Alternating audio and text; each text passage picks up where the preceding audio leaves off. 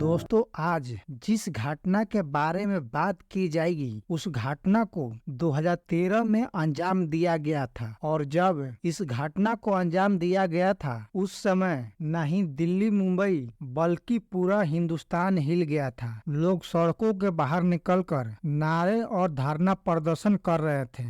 हर कोई उस दोषी को जल्द से जल्द सजा देने और फांसी पर लटकाए जाने की मांग कर रहा था। आखिर उस समय कैसी घटना घटी थी और क्यों उस समय इस केस की सुनवाई कर रहे जज साहब इस घटना को अब तक की हिंदुस्तान के सबसे खौफनाक घटना करार देते हैं। तो चलिए विस्तार से जानते हैं आखिर ये घटना क्या थी जिसने पूरे हिंदुस्तान में तहलका मचा कर रख दिया था। दोस्तों, घटना की शुरुआत होती है साल 2013 में। 1 मई 2013 को प्रीति राठी नाम की एक 22 वर्षीय युवती अपने पिता अमर सिंह राठी और चाचा चाची विनोद कुमार दहिया और सुनीता दहिया के साथ दिल्ली के निजामुद्दीन स्टेशन पर पहुंचती है, जहां से उसे मुंबई के बांद्रा टर्मिनल स्टेशन पर पहुंचना था। चूंकि प्रीति ने अभी तक इतनी दूर का सफर कभी भी अकेले तय नहीं किया था, इसलिए उसके परिवार के 3 सदस्य भी उसके ही साथ जा रहे थे। प्रीति ने अभी तक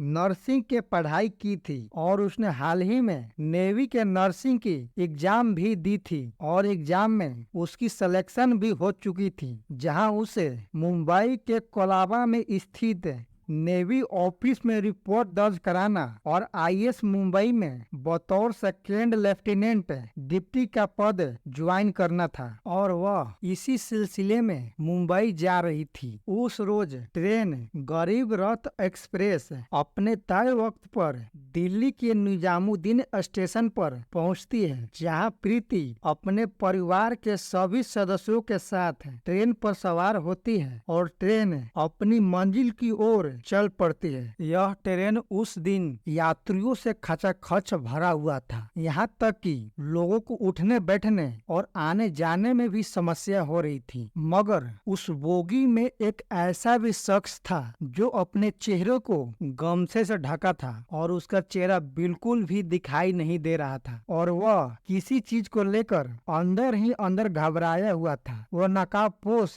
बार बार प्रीति को तिरछी नजर से देखने की कोशिश कर रहा था। तभी अचानक प्रीति के पिता के नजर उस नकाबपोश पर पड़ती है। प्रीति के पिता उसके बार बार इस तरह देखने से थोड़ा संकुचित हो जाते हैं। उन्हें समझ नहीं आता है कि यह शख्स बार बार प्रीति की तरफ क्यों देख रहा है, इसलिए वे सतर्क हो जाते हैं और उस नकाबपोश को भी समझ में आ जाता है कि प्रीति के पिता उसे देख रहे हैं, इसलिए वो भी उस तरफ देखना बंद कर देता है। और ऐसे ही समय गुजरते गुजरते रात हो जाती है। फिर सभी यात्री सो जाते हैं। रात गुजर जाने के बाद ट्रेन अगले दिन यानी कि 2 मई 2013 को 8:30 पर मुंबई के बांद्रा टर्मिनल स्टेशन पर पहुंचती है, जहां प्रीति अपने पिता और चाचा चाची के साथ ट्रेन से उतरकर अपने आगे की मंजिल के तरफ चल पड़ती है। इस दौरान प्रीति के पिता सबसे आगे चल रहे थे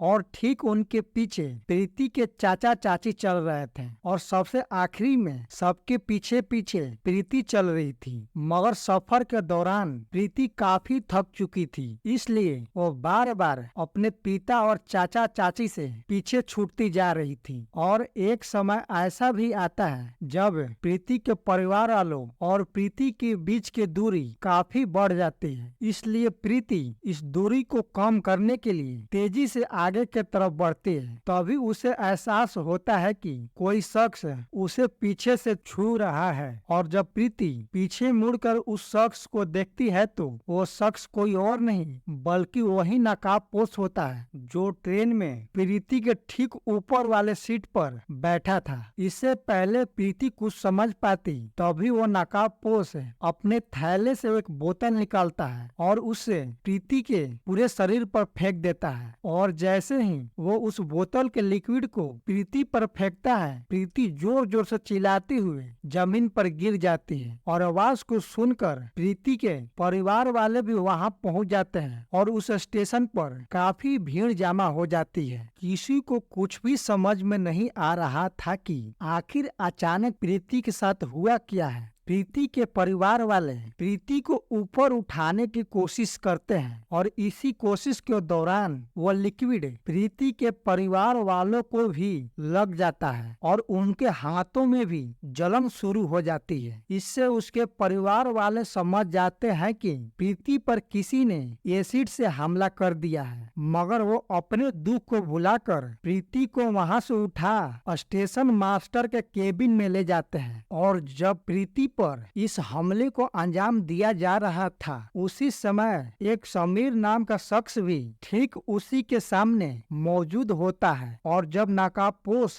हमले के अंजाम देने के बाद डब्बे के वहीं फेंक भागने की कोशिश कर रहा होता है, तो समीर उस डब्बे को उठाकर देखता है और समझने की कोशिश करता है कि अचानक क्या हुआ है। और उसे समझने में थोड़ी भी समय नहीं लगती है कि इस शख्स ने इस लड़की पर एसिड से हमला किया है। इसलिए वो नकाबपोश को पकड़ने के लिए उसका पीछा करना शुरू कर देता है और पीछा करते करते अपने दो साथी सलीम और सलमान को भी चिल्लाते हुए उसे पकड़ने के लिए कहता है, मगर नकाबपोश सबको चकमा देते हुए इतनी भीड़ भाड़ वाली जगह से फरार हो जाता है। और आपको आगे की कहानी में समीर, सलीम और सलमान तीनों शख्स का नाम आपको ध्यान में रखना होगा, क्योंकि इन तीनों शख्स ने आगे चलकर इस कहानी में अहम किरदार निभाई है। बहरहाल रेलवे पुलिस केबिन में पहुंचकर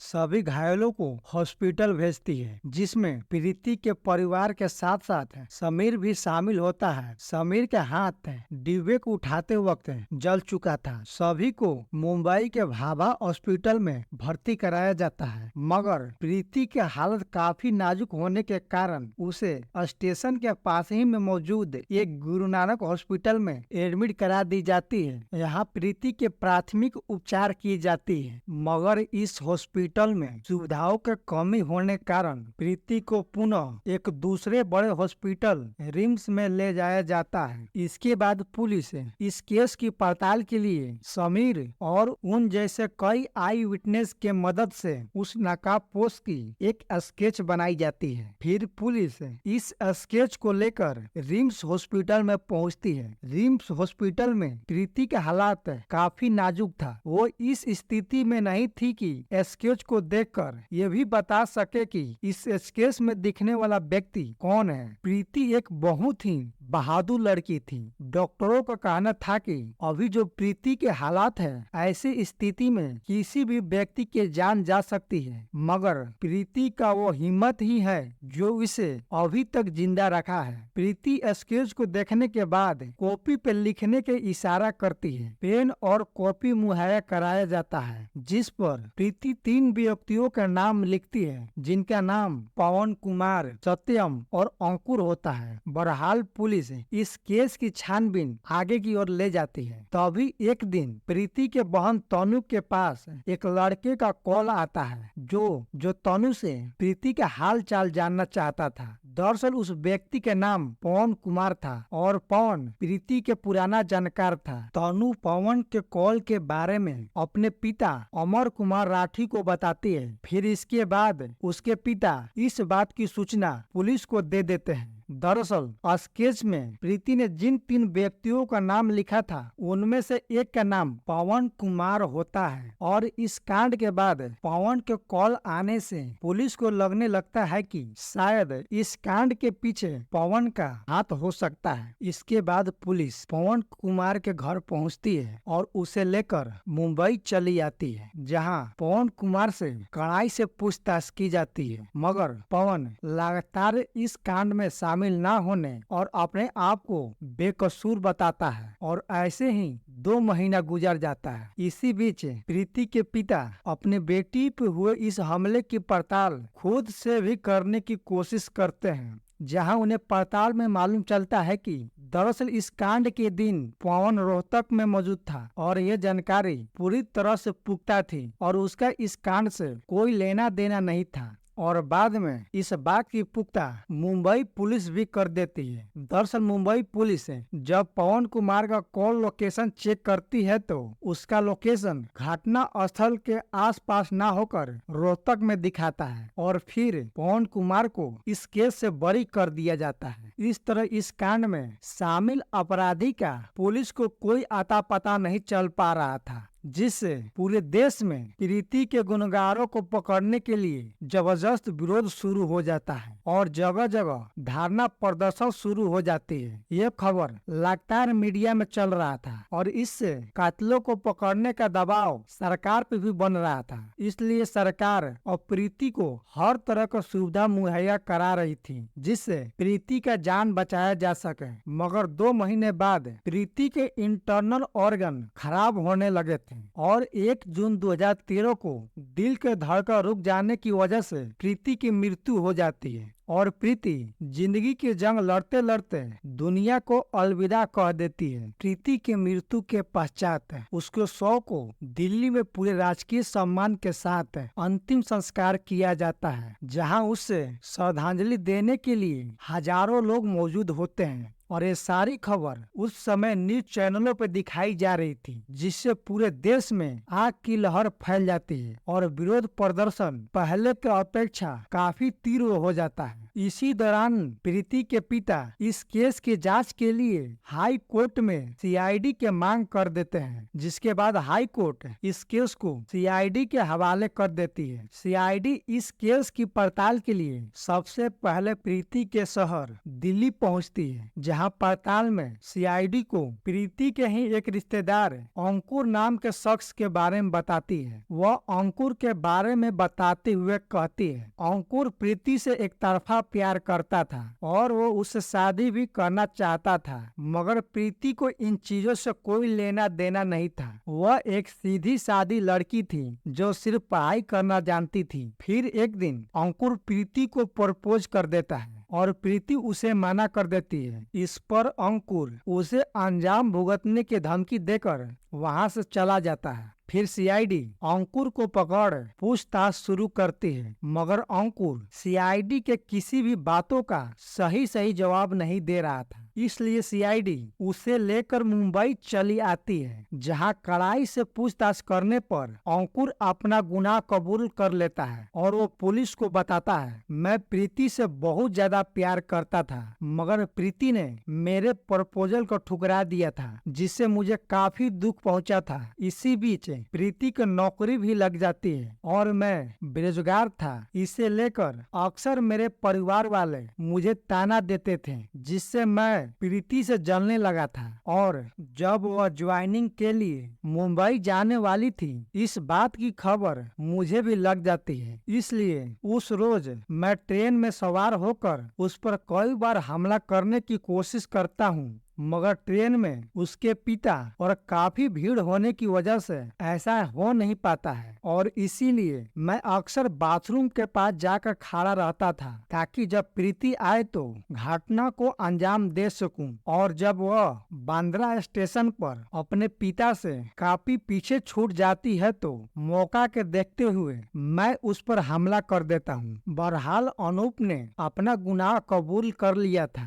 मगर पुलिस के पास अभी भी कोई ऐसा सबूत नहीं था जिसे अदालत में यह साबित किया जा सके कि अंकुर ने इस घटना को अंजाम दिया है। इसलिए पुलिस सबूत जुटाने के लिए उसकी मोबाइल लोकेशन चेक करती है, जो उस रोज मुंबई ही बताता है, और उन आई विटनेस को भी बुलाया जाता है जिन्होंने अंकुर के भागते वक्त गमछे खुल जाने की वजह से उसका चेहरा देख लिया था। और उन आई विटनेस में से वो तीनों व्यक्ति समीर, सलमान और सलीम भी थे, जिन्होंने उस समय अंकुर को पकड़ने की कोशिश की थी। इन लोगों की मदद की वजह से अंकुर को अदालत में दोषी साबित कर दिया जाता है, जिस पर जज साहब घटना की सुनवाई करते हुए कहते हैं कि उस लड़की ने 2 महीने तक दर्दनाक पीड़ा झेली, जो बहुत ही पीड़ादायक था। और वो बच्ची कहीं बच भी जाती तो वो अपना चेहरा देख दम तोड़ देती। इसलिए ऐसे